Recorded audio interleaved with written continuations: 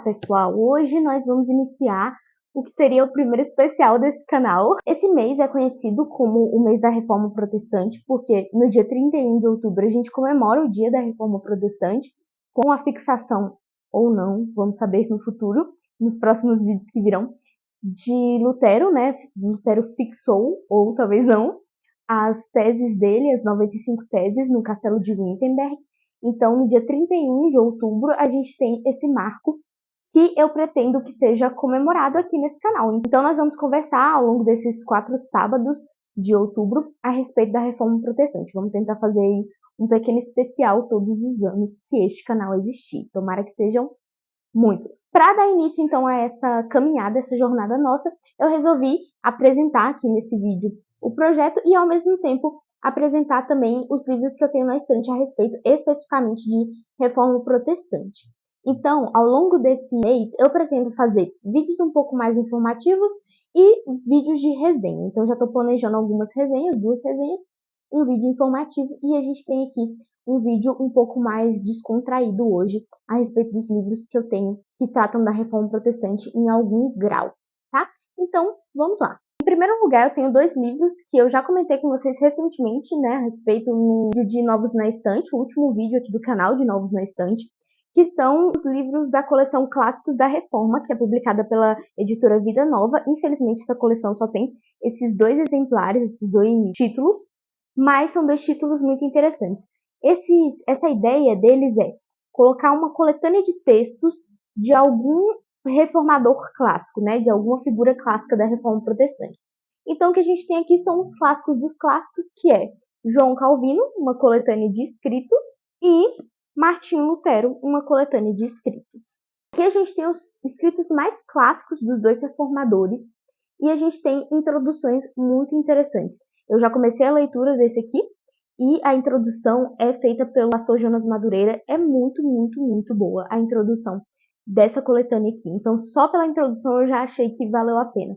E os textos são textos clássicos, né? Então, a gente tem aqui as 95 teses, a gente tem o sermão sobre as indulgências e a graça, e muitos outros sermões bem conhecidos, inclusive o Catecismo Maior e o Catecismo Menor, que Lutero escreveu no fim da vida já, quando ele já estava bem mais maduro, né, em relação as ideias que ele tinha. Uma coisa interessante também é que aqui a gente tem escritos ao longo dos anos, e dá para ver bem como eles mudaram, né? Como os reformadores mudaram de ideia, amadureceram algumas ideias que tinham. Então, por exemplo, aqui no primeiro, vou dar até um spoiler, no primeiro texto de Lutero, que é de 1517, ele fala que não há problema na existência das indulgências, que o problema está no uso abusivo que a igreja fazia das indulgências. E mais para frente ele vai falar que ele se arrepende muito de ter dito isso. Se ele pudesse excluir um texto dele, ele excluiria esse texto justamente porque ele falava bem das indulgências. Então, é uma evolução que vai sendo feita, né, a partir dos estudos desses grandes reformadores. Em seguida, a gente tem aqui Reformadoras. Esse daqui é um título nacional, então a Ruth Salviana Almeida e a Jaqueline Souza Pinheiro são pesquisadoras brasileiras que tratam das mulheres na história do cristianismo, e elas escreveram esse livro aqui, que é um livro curtinho, introdutório, mas muito, muito bom, com biografias de grandes mulheres. A gente tem como subtítulo Mulheres que influenciaram a reforma e ajudaram a mudar a igreja e o mundo. Então elas vão dividir a quantidade de capítulos aqui para tipos de mulheres, categorias de mulheres. Então as grandes intelectuais estão no capítulo 1, no capítulo 2 a gente conhece as nobres, né, as nobres que apoiaram, a nobreza muitas vezes apoiou a reforma, e a gente tem em seguida as mártires da reforma, e, por fim, as esposas dos reformadores. Então, o trabalho de pesquisa dessas 2 autoras é muito interessante, e elas trazem aqui uma biografia muito legal para a gente conhecer um pouco mais a respeito dessas mulheres.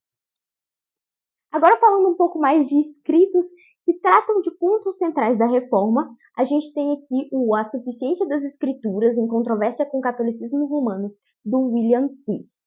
Esse livro é publicado pela Genebra Editora, que tem essa ideia de trazer textos mais clássicos da Reforma, que não tinham traduções no Brasil. Então a gente tem aqui o William Twiss, era uma figura muito importante, um puritano muito importante, que teve uma produção intelectual forte, e aqui ele vai defender, rebatendo um texto que circulava na época, ele vai defender a suficiência das Escrituras como as exclusivas regras de fé, né? Como é possível sim e é proveitoso sim fazer das escrituras a sua única regra de fé. Aqui no canal eu já tenho um vídeo a respeito desse livro. Esse livro é complicadinho, eu acho que ele é bem confuso em alguns momentos, mas a gente vê que o William Twist está tentando ser didático. Ele tenta fazer esquemas e ele explica os esquemas do texto, mas assim, é um texto dificinho, não é um texto simples.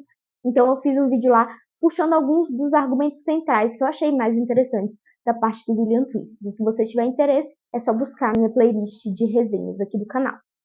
No mesmo estilo que a gente viu aqui a respeito das escrituras, a gente tem a inerrância das escrituras, confirmando a exatidão das escrituras para uma nova geração, da editora Vida. Aqui a gente tem um livro mais de peso. Eu não cheguei a ler esse livro por completo, mas eu já folheei. Por quê? Aqui a gente tem um conjunto de artigos. Então, cada artigo consegue ser mais ou menos lido de maneira separada, sabe? Aqui a gente tem o que já está claro, né, principalmente no subtítulo, a ideia de confirmar a exatidão das escrituras. Eu comprei esse livro aqui principalmente por causa dessa duplinha que está aqui atrás, que é a tradução da Bíblia do Frederico Lourenço. Frederico Lourenço, já comentei várias vezes em vários vídeos aqui no canal, um dos maiores estudiosos, tradutores de grego em língua portuguesa, né? Então, ele traduziu essas duas partes ali da Bíblia que formam o Novo Testamento por completo. E ele é um cara extremamente materialista, extremamente, assim, cético, apesar de se dizer cristão. Então, muitas vezes, em notas de rodapé, eu comprei essa Bíblia principalmente pelas notas de rodapé, que falam um pouco a respeito da tradução, ele coloca em xeque várias questões dos escritos bíblicos pelas aparentes contradições. Então, ele diz que há uma contradição entre um evangelho e outro, e aí a gente não tem como pensar além disso. Então, é uma contradição e é isso aí. Então, eu não sei como é que ele consegue se manter se dizendo cristão, dizendo isso. Não sei como é que ele consegue dormir à noite concatenando essas duas ideias, mas fato é que me deu um interesse assim muito grande em estudar a respeito da escritura, né, desses pormenores da escritura, da formação do cânon e da inerrância mesmo, do conceito de inerrância. Então aqui a gente tem uma obra de fôlego, assim, de peso, que eu tenho muito interesse em ler em breve. Quem sabe a gente consegue ler aqui algum artigo e eu posso produzir um vídeo para cá, quem sabe. Seguindo aqui, nós temos um livro que eu li também no início desse ano, que é o História da Reforma, um dos acontecimentos mais importantes da história, uma narrativa clara e envolvente. Esse livro está até com um selinho de comemoração dos 500 anos da Reforma Protestante. Então, esse livro foi publicado pela editora Thomas Nelson em comemoração aos 500 anos da Reforma, que, se eu não me engano, foi em 2017 ou foi 2018. Então já faz um tempinho. E aqui a gente tem uma história da reforma, né? O que o autor se propõe aqui? A explicar o que foi o início da reforma protestante. Então, como que no início de tudo a reforma encontrou um terreno fértil. Então, ele vai falar sobre esse terreno fértil. Aqui ele vai falar a respeito de questões políticas, de questões ideológicas, de todo o ar que circulava na época, a cultura da época, e como tudo isso foi concatenado para escambar na reforma, para chegar até a reforma. Então aqui a gente tem isso e a gente tem um pouco da descrição da reforma em algumas regiões com algumas figuras, né, mais centrais. Então aqui ele vai apresentar algumas pequenas biografias de figuras importantes da Reforma Protestante. Esse livro é muito bom. Eu acho esse um livro tranquilo de se ler, é um livro que não é muito acadêmico, muito complexo, é bem tranquilo de se ler. É um livro de história que é envolvente, a escrita do autor é uma boa escrita, do Carter Lindenberg. Então, eu recomendo sempre, eu acho que é uma boa porta de entrada para conhecer um pouco da história da Reforma Protestante. A mesma coleção, em comemoração aos 500 anos da Reforma, lançou esse livro aqui, Teologia da Reforma. Aqui a gente tem vários autores. Qual é a proposta desse livro? Eu acho esse livro sensacional, a proposta dele é sensacional. Aqui a gente tem um conjunto de artigos, cada artigo escrito por um especialista na área que está sendo tratada, e que vai puxar os pontos principais da reforma. Então aqui a gente tem artigo sobre a ceia do Senhor, a gente tem artigo sobre a sola escritura, a gente tem artigo a respeito da liturgia, do culto, Enfim, a gente tem muitos artigos aqui que vão tratar de cada uma das partes da reforma com uma perspectiva, pelo que eu vi até agora, claro que, enfim, como são autores diferentes de cada um dos artigos, pode ser que um artigo ou outro difira na maneira como trata o assunto. Mas o artigo que eu li recentemente, da Ceia do Senhor, ele tem uma vertente bem histórica. Ele é um artigo bem histórico. Vai realmente apresentar qual era a ideia que se tinha antes da reforma, durante a reforma, quais foram as linhas principais que pensaram na questão da Ceia do Senhor e depois qual foi o legado que foi deixado da reforma protestante que a gente vê até hoje a respeito da ceia. É muito interessante ler vários livros e ler também livros sobre a reforma, mas livros que foram escritos que foram feitos, produzidos durante a reforma. É muito interessante fazer isso, porque aqui eu descobri um pouco a respeito da visão do Lutero de consubstanciação e da visão de Lutero a respeito da ceia como um todo. Enquanto que agora estou fazendo a leitura desses textos aqui do Lutero, desse conjunto aqui de textos. E aqui a gente tem um texto muito famoso do Lutero que se chama Do Cativeiro Babilônico da Igreja, foi escrito por ele em 1520.